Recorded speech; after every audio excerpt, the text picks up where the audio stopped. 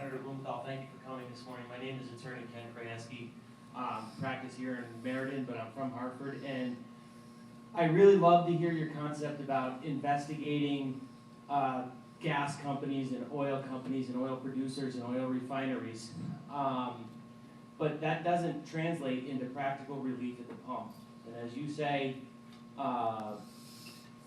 very clearly, that you want to bring prices down, but we need to see some real action happening there because it's killing all of us.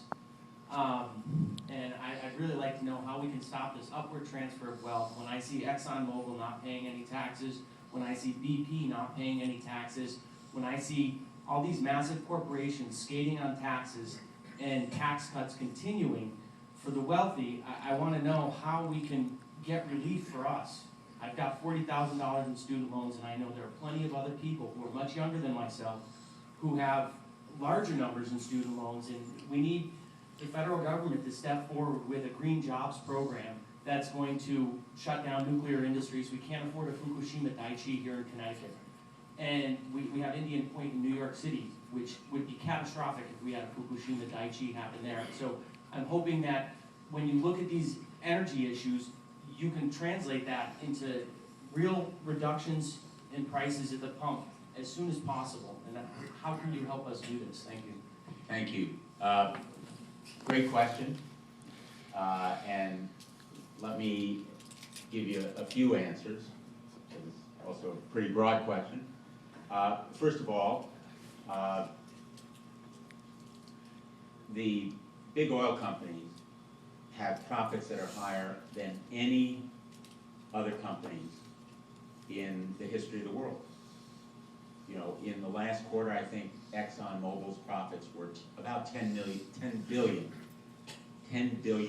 That one quarter alone, they're on track to earn $40 billion. And as you point out, absolutely correctly, are paying taxes at a rate much lower than many corporations represented in this room. And yet they receive subsidies. Believe it or not, the benefit of tax loopholes that are hidden subsidies that ought to be closed. There was a proposal to close them. It was voted on in the United States Senate. It did not reach the 60 votes that were required, just within the last 3 weeks. But that kind of tax break, absolutely right, ought to be eliminated. There's no need for it. They don't need it. Enough is enough.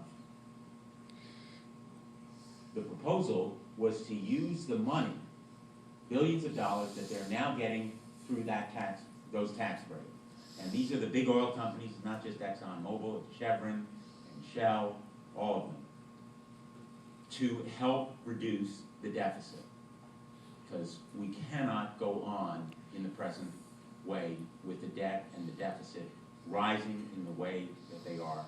The chairman of the Joint Chiefs of Staff, Admiral Mullen, said the biggest security threat to the United States is our deficit. And so the proposal was to use the money that we are now giving away to those big oil companies to help reduce the deficit. And the reason I mention that fact is that it would not have reduced prices at the pump. But shining the light on the big oil companies, on the refiners, on the distributors, will, in my view, reduce prices at the pump. How? Because it will show that there's no justification, and it will enable effective remedies, such as we took when I was Attorney General, against price gouging, and an investigation itself, just shining the light, will often bring down prices. But action in terms of prosecution, cases against them. There were 2 cases recently, the Commodities Futures Trading Corporation against a $50 million scam. That kind of case helps to bring down prices at the pump. And quite honestly, your participation, your reporting instances of price gouging also is important. And in my view, that kind of focus will have effects, not just in the next month, but over the long term, because the more we have this industry in our sites, the more we can keep track of what the supply and demand is, what the trading and speculation are, and even reform the markets, change the way the markets work with futures and commodities trading and so forth. I think we can have some effect.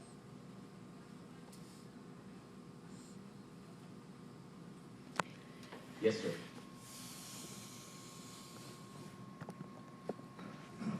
Good morning, Senator. Nice to see you again. I'm Mike Evans from Cheshire.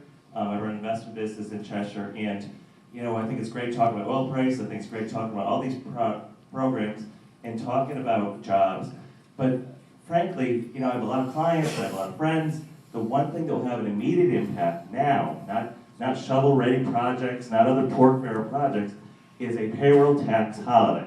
When people don't work, as we all know, 4 really terrible things happen. 1, we don't get taxes from them. 2, we write them a check not to work. 3, they don't buy stuff from people.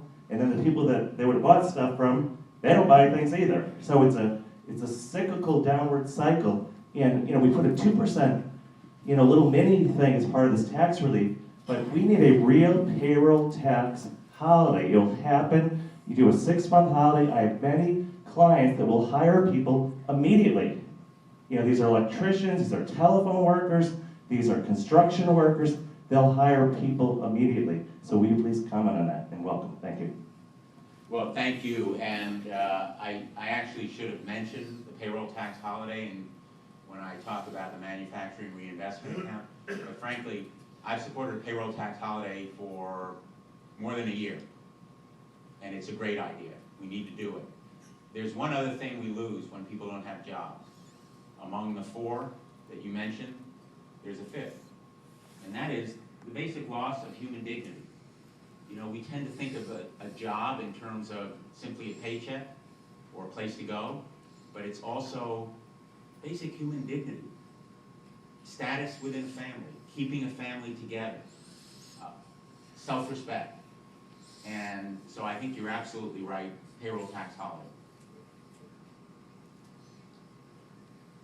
Yes.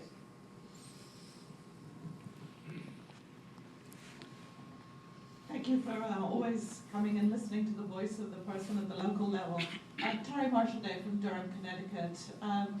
The question I have for you, I'm just wondering if you could comment, more and more as I study the academic verbiage out there on the green and the approach to the green environmental ways of the future, more and more I'm seeing that China has this monopoly on everything green, whether it's the spokes on the windmills out there, whether it's the raw materials in a Prius car.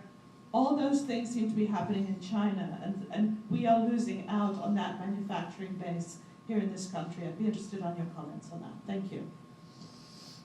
Well, in my view, China has no monopoly on green industry or green power or green invention. A lot of it is stealing from the United States, stealing our technology, stealing our intellectual property, and it is subsidizing its industry with a currency that is overvalued. And that's why I have urged, again, for more than a year, that we take more effective action, that our United States government declare China a currency manipulator. What are the consequences? Well, automatically there are sanctions. If China is going to keep its currency overvalued and thereby make its exports cheaper compared to ours, which is the way that it is marketing the solar panels and the windmill turbines and all of those other products, then we should take action against China. And it is also stealing, as many other countries are, our intellectual property. Now, all of that said, one of the maybe best unkept secrets about the state of Connecticut is, you know, we are the fuel cell capital of the United States. UTC, the Fuel Cell Energy Corporation in Torrington and Danbury, other smaller companies in the state of Connecticut are producing more fuel cell than any other state. We could be the fuel cell capital of the world. How? We need an energy policy in this country, and it goes beyond green energy. It's an energy policy that will reduce our dependence on foreign oil. It will increase jobs because those fuel cell companies are actually hiring more people now. You know, I mentioned earlier, there's some companies that are looking to hire, they want people with skills. They're among them. Not just a couple here or there, by the tens. And that kind of energy policy would, for example, I mentioned it earlier, extend the energy tax credit, renewable energy tax credit, extend and make permanent the R&D tax credit. These are real programs, real incentives that make a difference to businesses. They can be built into the bottom line, they can be computed, they need to be made reliable and stable and permanent so that you can plan them. Anybody in here who runs a business knows you can't just plan month to month. Your blueprint for the future has to extend a year, 2 years longer.